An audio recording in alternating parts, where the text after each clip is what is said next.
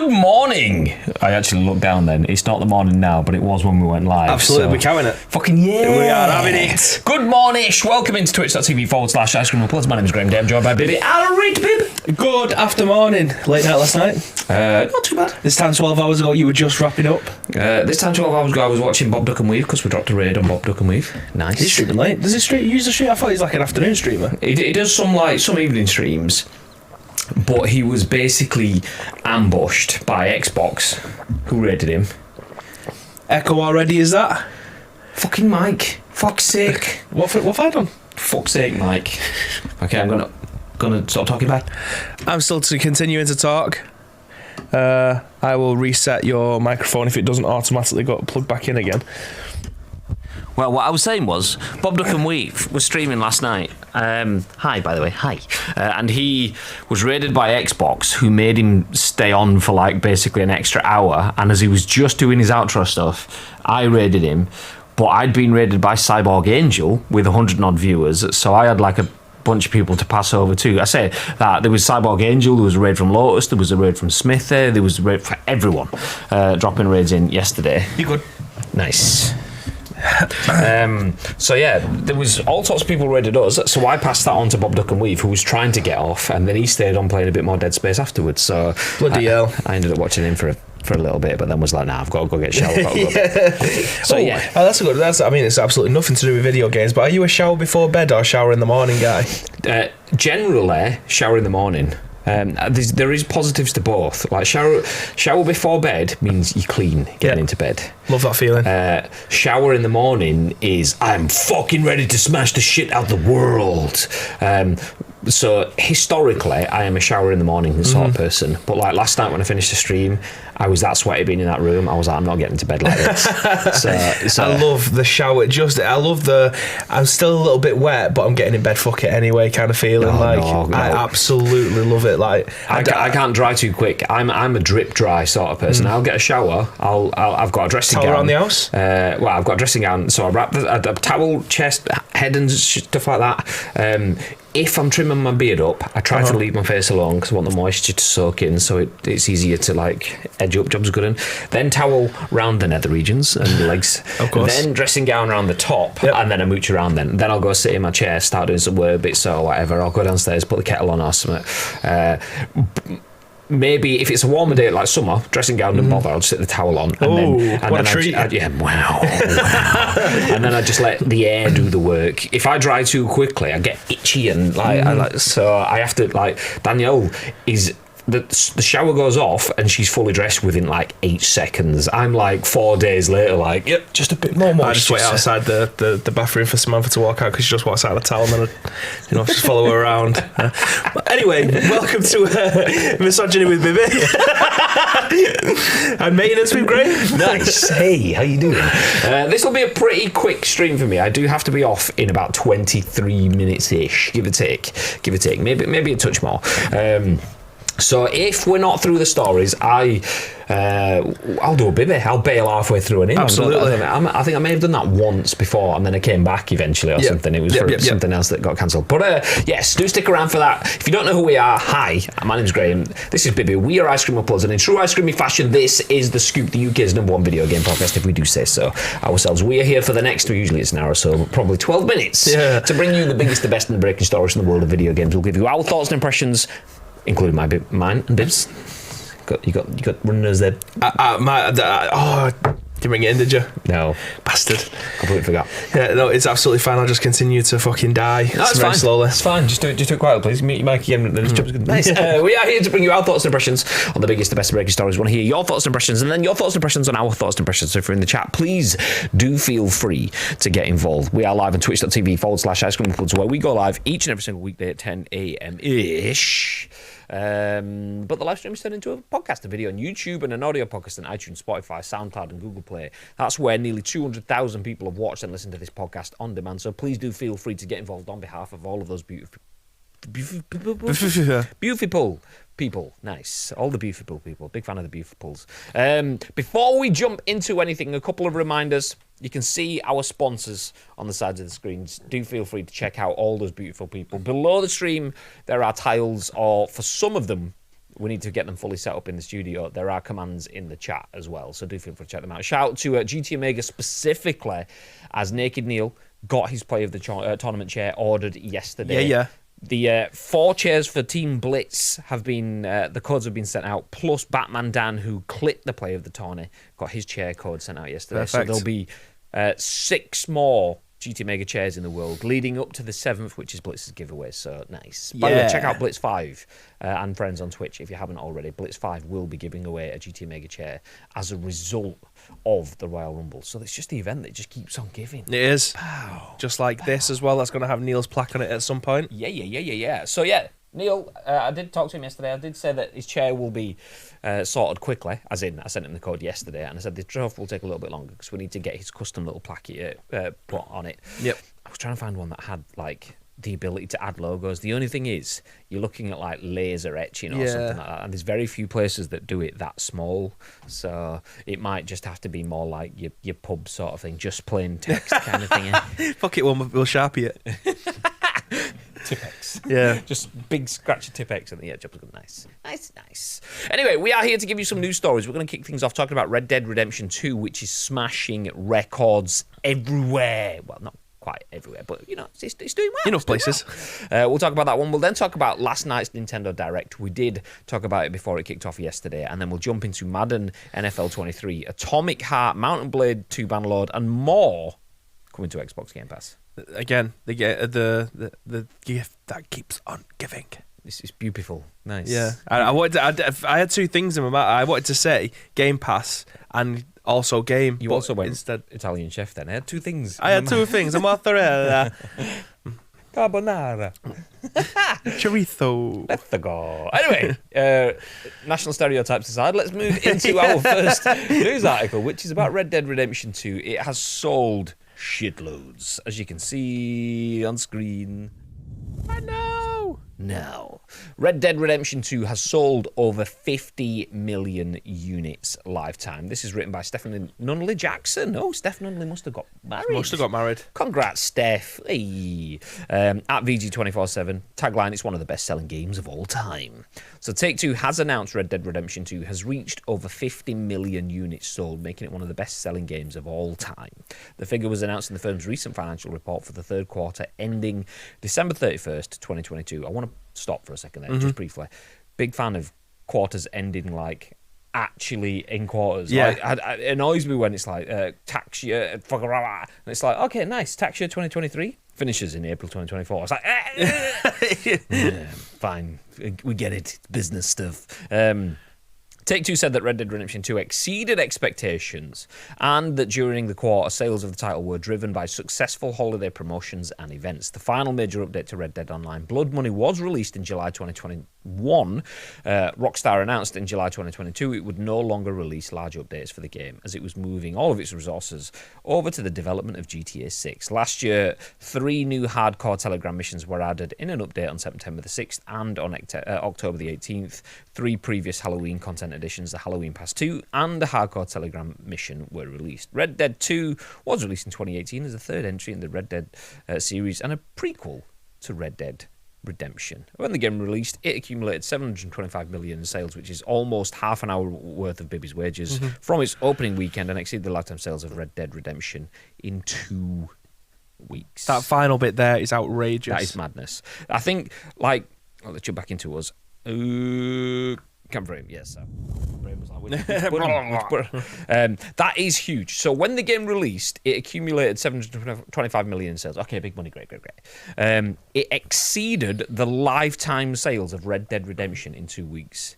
That is madness. I mean, it's not when you think about it, because games on the PS3 era and selling through in such large volume, it's a different world now than it was then. Like, games can just absolutely shit out sales now compared to what they used to do. Also, arguably, Red Dead Redemption was the game that made that series. Yeah. So the first one in the series that wins the critical acclaim is the one that then leads to success afterwards. The best-selling Call of Duty is Call of Duty Modern Warfare 2 because COD 4 Modern Warfare was the Red Dead Redemption. Yeah. It was set the groundwork for boom. Did you play games. Revolver? I didn't. My granddad played it. I watched him play it, and he has a good time. He loves cowboy. He loves Call of Juarez. Call of Juarez. Call of Juarez, Yeah, that. Juarez. He absolutely loves those kind of games. I don't. Italian, Mexican, Mexican, yeah. whatever. Whatever kind of racist stereotype I can throw in there. But yeah, Call of Juarez, he loves them. I think there was 3 of them, and I think he played all of them. Revolver wasn't a game that I ended up playing. He loved Gun as well. Did you ever play Gun? No. Gun was fantastic. I played that one.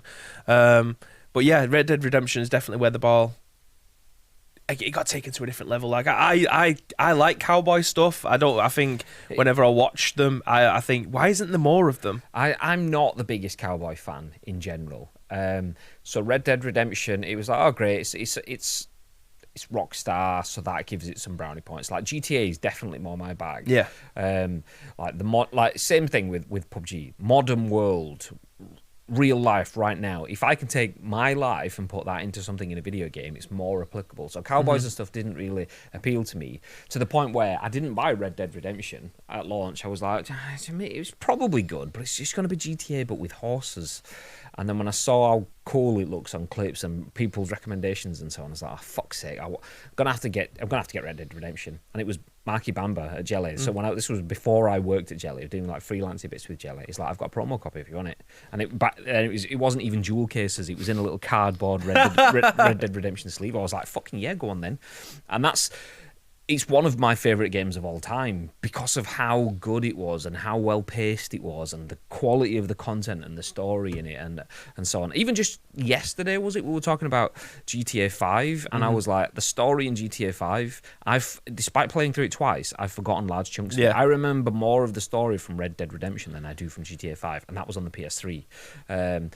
But it just hit different, and me and Danielle played through it all. Like, Danielle was my little spotter. I'd be there on the horse, like riding around, and she'd be like, stop! These, I can't even remember the names of the herds or the weebs. Were herds or weebs? No, herbs or weeds. Nice. She was like, oh, there's a blue one there. You need 4 of them or whatever. So I was like, oh fuck yeah. So like, she'd be just watching stuff like that. But it was just so interactive and so on. Red Dead Redemption 2 just wasn't the same level of interaction for me in that. Like, in terms of the story, it's a better game. It's better made. There's so much more to do. The story just doesn't quite grip as much for me. Well, the both. It depends on the kind of vibe that you want, don't you? You want shooty bang bang, Hollywood-esque, go faster with GTA, or you can have the slow. If the horses aren't that fast, you know what I mean? And you're doing a lot more running than you do in Grand Theft Auto and stuff. But I do think, I definitely think it's a medium that doesn't get used all that often anymore. Obviously, there was a dime a dozen at one point with the old spaghetti westerns and shit. But yeah, I do feel like there is definitely space for more cowboy-esque things in our media. I think it's just one of those that it has to be exceptionally well done. Like, Django arguably wasn't really a cowboy-esque that kind of film. That was on the tip of my tongue when you were talking about, like, you don't get much of it anymore. You used to get it all the time, spaghetti westerns. The world has moved from change westerns to zombies, and that's where we are now. Zombie outbreaky stuff, yeah, those are 10 a dozen. Cowboys, not so much. But that means when it does happen, it's cool. But to get rid of all of those tropes, you need good story. And most of the time that does go gritty or hard. Back to the Future Part 3. I mean, fucking all day. It's a fucking great film. But Django does do that in the fact that it goes like, it's Tarantino, isn't it, kind of thing. So it puts a Tarantino spin on it, so that kind of works in that sort of sense. But I mean, whilst I would not say it's a shit game, I definitely would not say it's still a really, really good game, and 50 millions in sales proves that it's a good game. I didn't like it as much as Red Dead Redemption, but I think it was always fighting up an uphill struggle for something that has probably a good level of rose-tinted glasses in my angle. Even though I tried to not let it be, it was just such a good game that hit so well at a good point in life that it was always going to be difficult for Red Dead Redemption to hit past that, and I feel like it wasn't as laser focused as I wanted it to be. I don't know if it was the story or there was too many distractions for the missions or I just didn't really resonate with the story or whatever. But I got to like chapter 2. I think there's 3 chapters or something like that, I can't remember. And I was just like, I'll just gonna play something else instead tonight. And then that was it. Didn't pick it back up again then. So I know obviously we've got 50 million sales here, which is outrageous for this game. Critically, census in the chat as well. Do you think this reached expectations? Because obviously leading up to this game coming out and being announced, that's all people was crying out for. They was crying out for a new Red Dead Redemption, whether or not it was going to be a remaster of the first one or a remake or a completely different story entirely. I get the feeling that, I general consensus, I do think it reached the expectations that people expected for it. I do feel like it was a game that they wanted and were content with.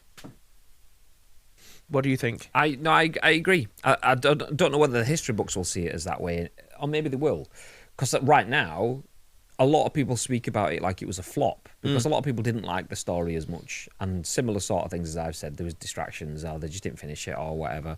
A lot of people wanted the online stuff, and that didn't work, so that got shut down despite GTA Online still going stronger than ever. So a lot of people speak about it like it is a flop. But for me, 50 million sold, and I'm pretty sure it will probably have a high Metacritic score as well. So that for me is a success, and if it's not remembered as a success, that will be pretty.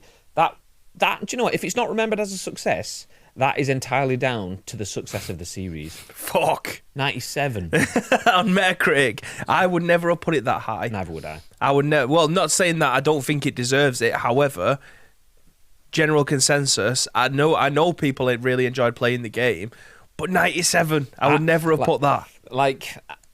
Not that I don't think it's worth a 97 either. I was thinking it's probably going to get 94. Yeah, I thought it was in early 90s. Quite a few games can get like 91 to 94. Very few games hit beyond 95, and you're off 3 off of perfect. That's near perfect. Like, so, wow.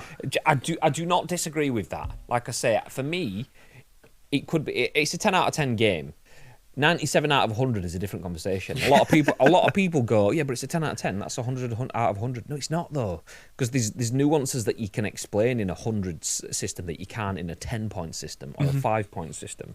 But fair play to it. Big fan of it. Still £18 a game to buy, so it's held its value relatively well. Well done. It's not £5 bargain bin stuff yet.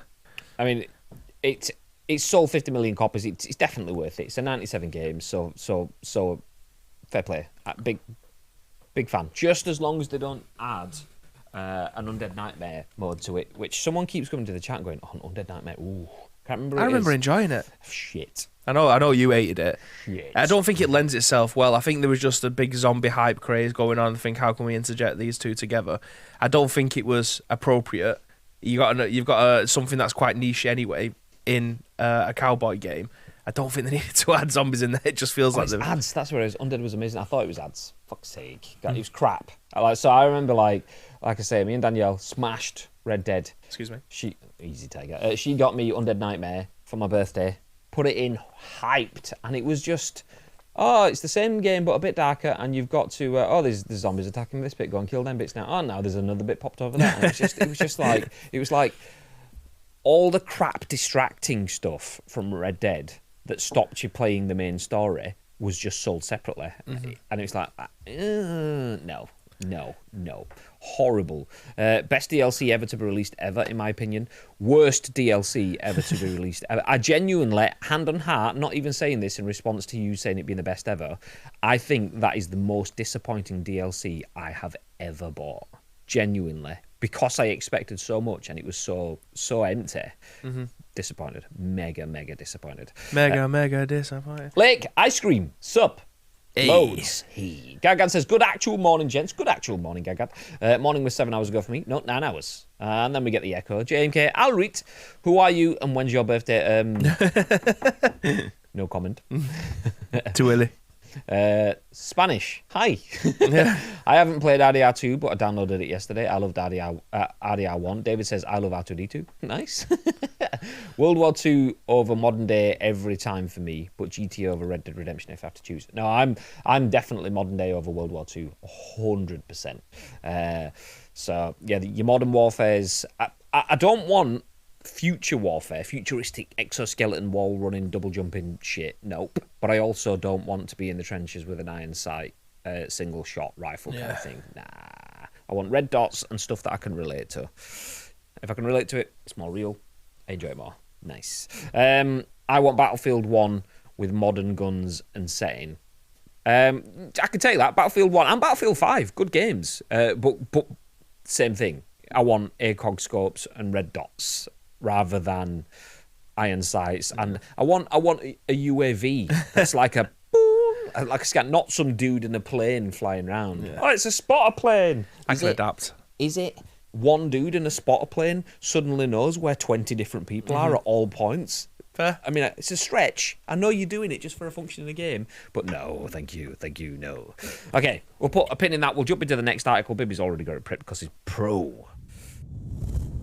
This is written by Yin-Poole at Eurogamer. It says, everything announced in the Nintendo Direct, all the trailers, reveals, and release dates. So Nintendo's hotly anticipated February 2023 showcase is over. And now we have a much clearer idea of what's coming to Switch during the first half of the year. Nintendo Direct crammed a huge amount into its 40-minute runtime, including some truly fantastic reveals. We got a portion of Zelda, a pinch of Pikmin, a bowl full of Bayonetta. I mean, why did we get a portion of Zelda? And then we get the alliteration. I mean, what can you say for a portion that begins with Z? A zortion of Zelda, a pinch of Pikmin, a bowl full of Bayonetta, and more than a few surprises. Here are all the announcements, trailers, and news Nintendo gave the gaming world. Strap yourself in. There's a lot. You might have to skim through this. Yeah, just time-wise. Yeah. Okay. Let me maybe go game and date. Let's have a look then. So we've got. The trailer for Pikmin 4. Do you know what? I'm not even gonna. I can't even see. Oh yeah, we're on. There we go. That is my laptop screen mirrored. Yeah. I was like, that's a confidence monitor. Okay. Yeah. Okay. So I'm gonna quickly skim it rather than watching any content. We've got Pikmin 4, which is July 21st of July 23. Xenoblade Chronicles 3, which is out later this month, and we got a sneak peek of the new story coming in Volume 4 later this year. We've got Samba de Amigo from Sega. Nice. Nintendo Direct then announced Fashion Dreamer from Marvelous Entertainment. That's due out at some point this year. Next, we have a 6th March release date for Dead Cells Return to Castlevania DLC. Nice. Big fan of that one. Tron Identity from Bithell Games is coming to Nintendo Switch. Yeah, all right. Fucking died. Oh my god! So I tried holding it in, it made it worse. it was the face explosion that came with it. So Tron Identity from Bithell Games. Is that like Mike Bithell? I'm assuming it might be. Capcom's murder mystery series Ghost Trick returns with a remaster of the first game. Next was Level 5's Deca Police, which hits Switch this year. Nintendo Direct showed more of Platinum's Bayonetta Origins Ceretha. Not Cerveza, that's something completely different, and The Lost Demon, which is out on 17th of March. Splatoon 3, the expansion pass is a paid DLC that includes 2 waves of content. Launches at some point later. Nice. Yeah, just as at some point later. Doesn't say this year, just says later. Nice.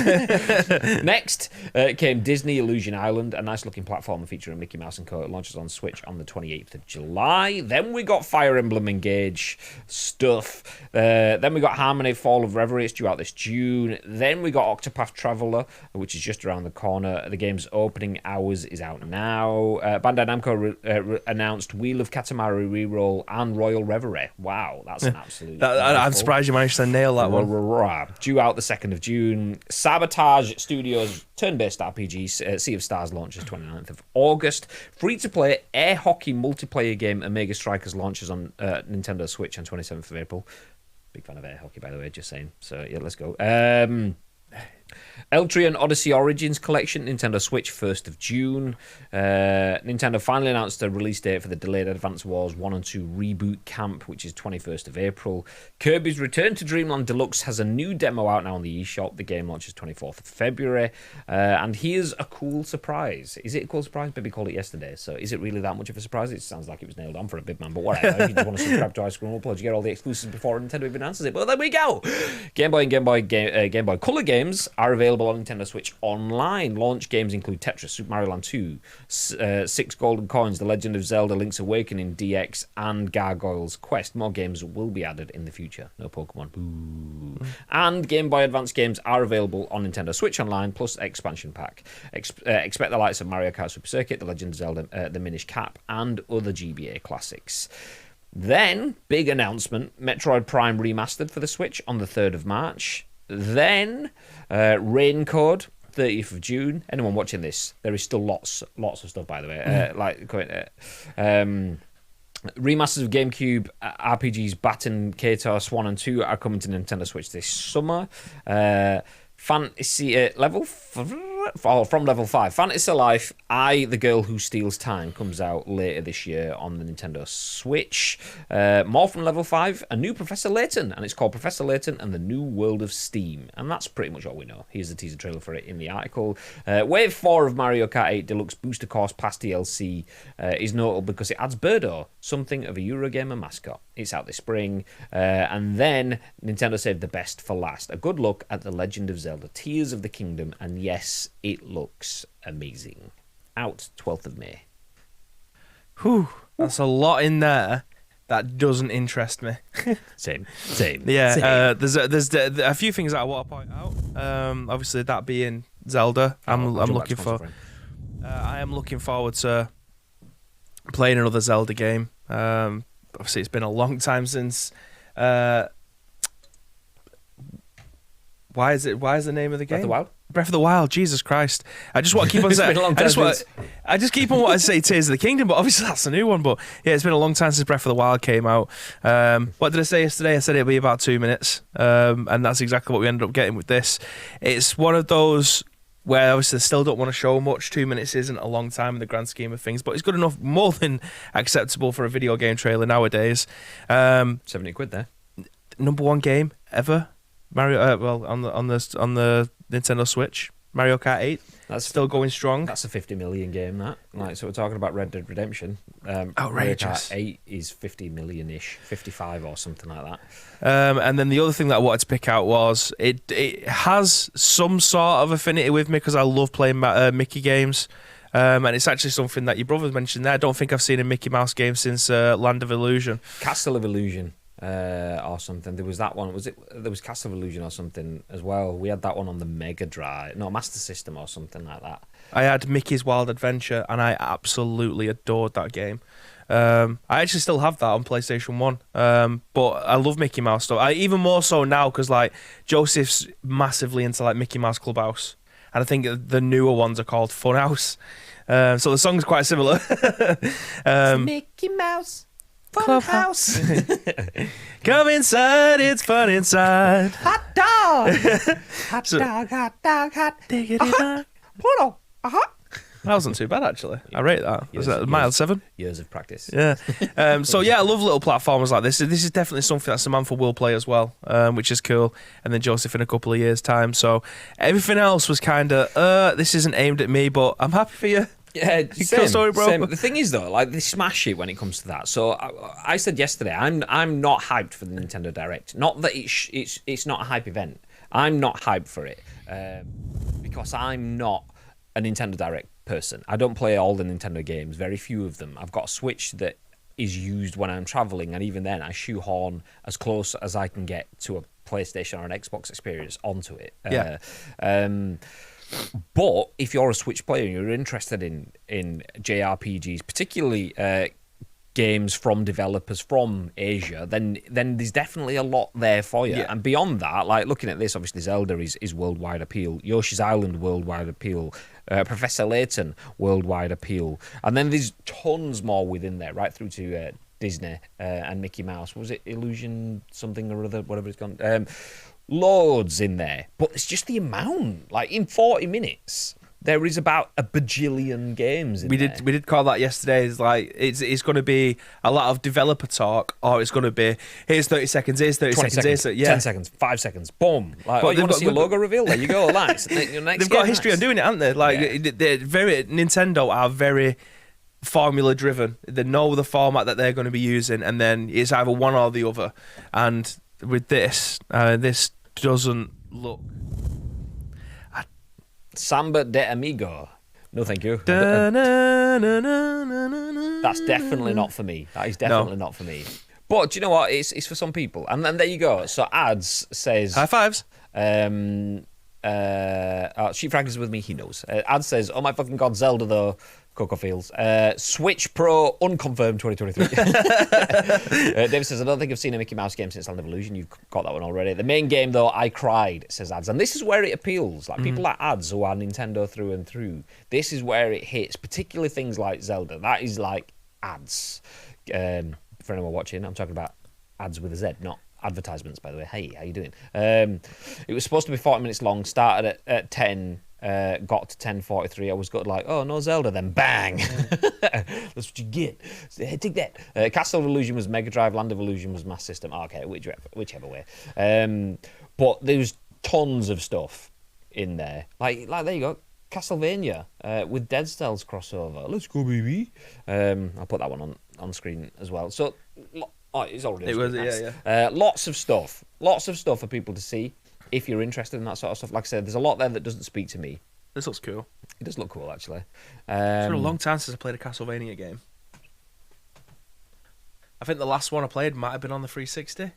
Or I might have played a little bit of Symphony of the Night, like when they brought out the Castlevania collection. Well, this is Dead Cells with a Castlevania crossover within it, so it technically isn't Castlevania, but... Yeah, it's a new quest in it, but I imagine, it's knocking around the same gaff. You might see some... I mean, speaking of Castlevania, I watched 2 episodes of Netflix Castlevania Tuesday, not yesterday, the day before, on the train. I was like, oh, I've got these saved on my phone. Bosh, 4 episodes. I only managed to get through 2 of them, but fucking great watch. If you're I'm not the biggest anime person, but that is fucking, it's badass. Yeah. It's definitely worth watching. Anyway, on that bombshell, I'm going to leave you to wrap up with the last article because... Yeah, sounds good. People are waiting for me. Stick us in full cam. I'll sort that out. Hi, how you doing? Okay, I'm going to go because fuck you guys. He doesn't like you very much. I love you. Have a good stream. I'll see you next time. Right, so we've got one more news article left anyway. Again, I did try pulling sort of half-decent show together, but because of the Nintendo Direct yesterday, most of it was just full of that stuff. So we've got one news article left today. And if you are a Game Pass subscriber, this is definitely 195% in your... Well, I was going to move over a little bit then. I do apologise that I'm not in the centre and it might be throwing some people's OCD off. Well, there's not much I can do about that without sorting the studio back out again. But yeah, we do have one more news article for you today. If you are an Xbox Live, if you are an Xbox Game Pass subscriber, this is definitely something that's going to benefit you guys. So we'll bring this up full screen, whack it into full screen for you on here. So Madden, NFL 23, Atomic Heart, Mountain Blade 2, Bannerlord and more are coming to Xbox Game Pass. First up is Madden NFL 23 in the console and PC with EA Play on February 9th. Those with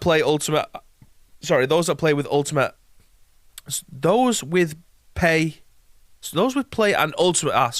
completely misread that 14 times. Those with Play and Ultimate subs can score supercharged packs just by logging into Madden Ultimate Team between the month of February 9th and March the 9th. And then Gundam Battle Alliance comes to cloud, console and on PC on February 9th. In this game, the strange phenomena are twisted legacy moments from the Gundam history.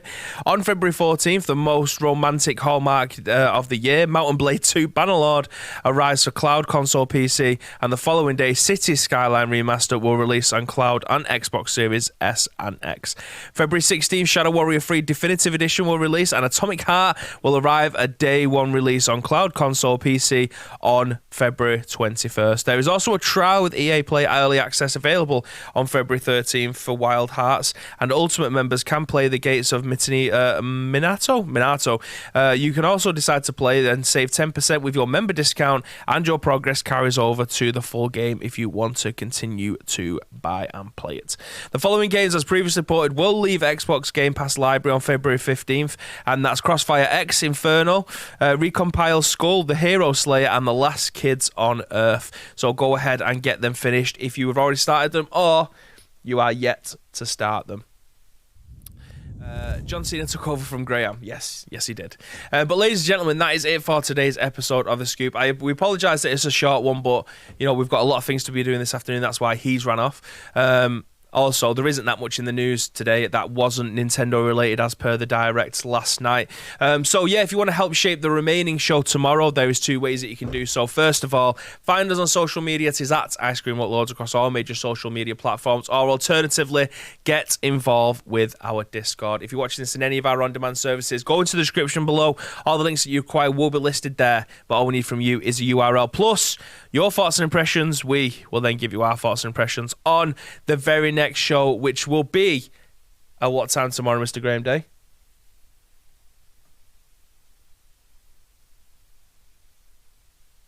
He just said 10 a.m.-ish. But yeah, I do appreciate you all sticking around for today's episode. It's very brief.